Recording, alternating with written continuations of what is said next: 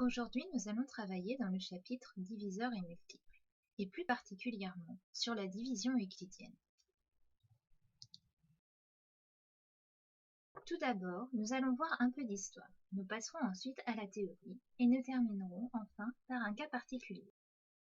Qui est Euclide? Alors Euclide, c'est un grand mathématicien grec qui aurait vécu approximativement entre le 4e et le 3e siècle avant Jésus-Christ. C'est à lui que nous devons la division euclidienne dont nous allons parler aujourd'hui, la procédure pour déterminer le plus grand commun diviseur et la division écrite que vous avez vue à l'école primaire. La division euclidienne. Commençons par un rappel du calcul écrit. Travaillons avec 221 divisé par 8.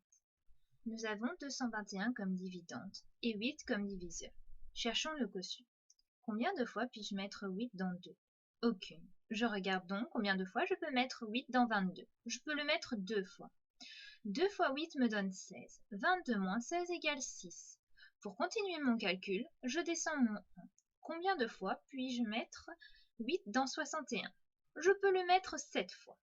7 fois 8 me donne 56. 61 moins 56 égale 5. On arrête la division quand le reste est plus petit que le diviseur. On peut donc écrire que 221 égale 8 fois 27 plus 5, avec 221 comme dividende, 8 comme diviseur, 27 comme quotient et 5 comme reste. Donc, de façon générale, si on divise le nombre naturel A par le nombre naturel D non nul, alors il existe deux nombres naturels Q et R, tels que A égale D fois Q plus R, avec R plus petit que D. Cas particulier. Et si le reste égale 0, que devient la formule de la division euclidienne? Travaillons avec 495 divisé par 11. Posons notre division écrite avec 495 comme dividende et 11 comme diviseur. Cherchons le quotient. Combien de fois puis-je mettre 11 dans 4? 0. Je regarde donc combien de fois je peux mettre 11 dans 49. Je peux le mettre 4 fois.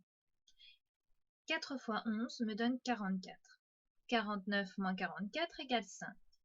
Pour continuer mon calcul, je descends mon 5. Combien de fois puis-je mettre 11 dans 55? Je peux le mettre 5 fois.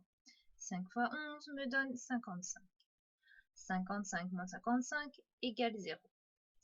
On peut donc écrire que 495 égale 11 fois 45, avec 495 comme dividende, 11 comme diviseur et 45 comme quotient.